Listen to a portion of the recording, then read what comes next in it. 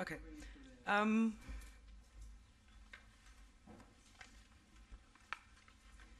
you've already seen Yanis this morning. He's from the, let me see, Cyprus Neuroscience and, sorry, I have to read it, Technology Institute in Cyprus, where he's a senior. And this institute is running both the awareness node and the hotline in Cyprus. And Yanis will tell us about the educational offers of cyber ethics. Just take mine out, the blue one. The blue one? Just drag it? Drag it. Is that okay?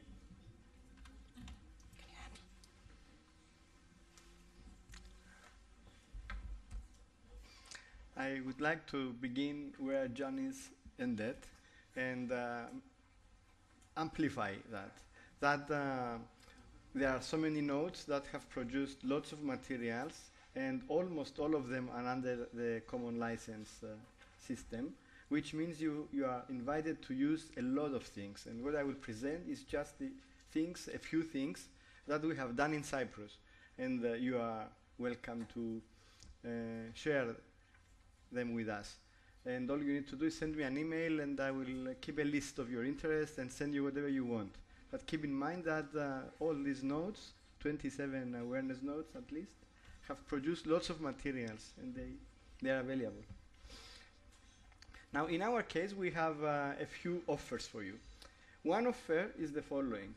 We have created these two characters, and now we are creating them in different postures and also in different softwares, which can be used to create further cartoons, for example, stories, and even the 3D characters that are still under development.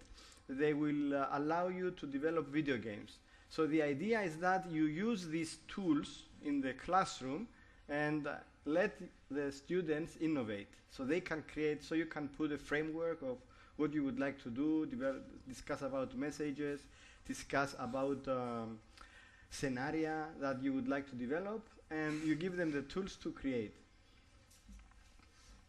So that's one. The second is under development. I mentioned in the morning that our team in Cyprus is starting now a new Safer Internet project, in which the Ministry of Education, and in particular the Curriculum Development Unit, is a partner. I think we are the first country that has the Ministry of Education as partner, the Curriculum Development Unit. Is there any other? No, Ireland. Ireland, for example, yeah. but there are others, I believe. Okay. For us, this was a very important step, because also, as the Commission representative said today, the campaign has to go into the kids. And in order to go into the kids, you really need to be where they are. And most of the hours, they are in the school. And in most countries, ministries of education and government, they rarely make partnership with projects that are not living forever, and NGOs. But after many years of trying to do that, even before we were an awareness node, finally that got improved. And this is now a larger scale collaboration with the Ministry of Education. And they will have 16 or 17 educators who work on IT curriculum development, collaborate with us to integrate Safer Internet curriculum into the schools. And our agreement is that all this can be shared. Oops, what happened to this? Anyway, in the morning I talked to you about structured dialogue. So this is our other offer to you. Whoever would like to organize, to use our expertise and learn about structured democratic dialogue. I know this schematic is very confusing. I'm not going to explain it. It's just for me a reminder to talk to you about it. In reality, it shows the stages of structured dialogue. I wanted you to see that it's not only two phases, like I explained in the morning, where you generate ideas and then somehow you structure them. It's a little bit more complicated than that. The idea is that you have an issue that you would like to discuss, which has many different angles, and that's the first, the A part, that every person can describe different properties of it. It is like you have a situation, and all of the participants, they have a camera, and they go out like the Japanese with their digital cameras and they take pictures of that situation. And then they go back to the room and they publish all the pictures, and every picture is different. Every picture has captured something else. So this is the idea of decomposing a bigger system into smaller descriptions. And then you need to organize this. So you go through a phase which finishes at E, where you organize them in a structured way so that you have categories of items.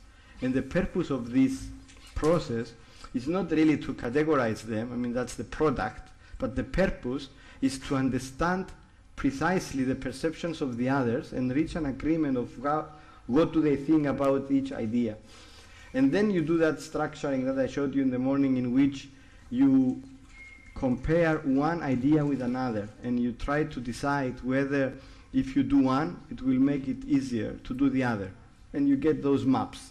So this is a technology that, methodology that started in the 70s, and maybe it's useful to tell you the story about it. Maybe some of you know the Club of Rome. The Club of Rome was founded in the 70s by some prominent scientists and politicians who were worried about the danger for a third world war,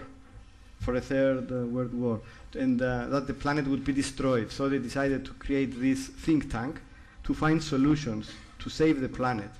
And in their first meetings, they identified their first problem. Their first problem was that they couldn't talk. They couldn't talk in a democratic way.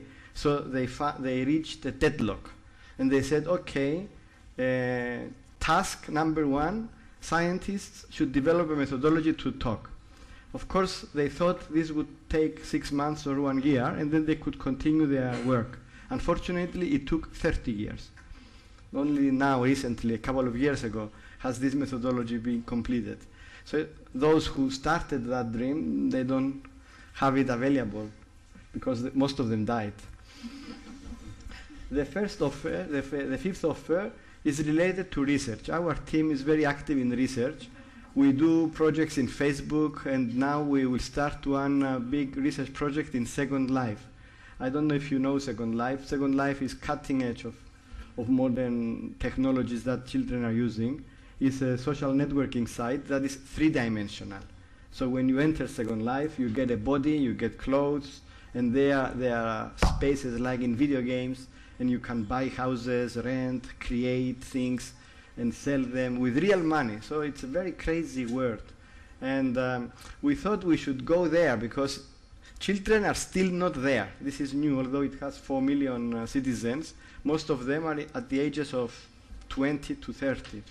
But there is now a Second Life for teenagers. So it's coming to lower ages.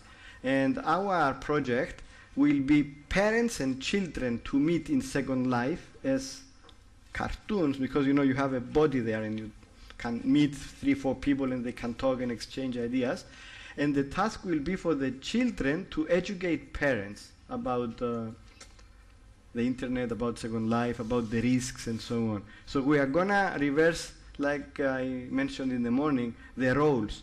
We're gonna give the task to children to introduce parents into what's going on in these fascinating worlds. So these are the educational offers from Cyprus. My response to Anna. I hope you can take advantage of them.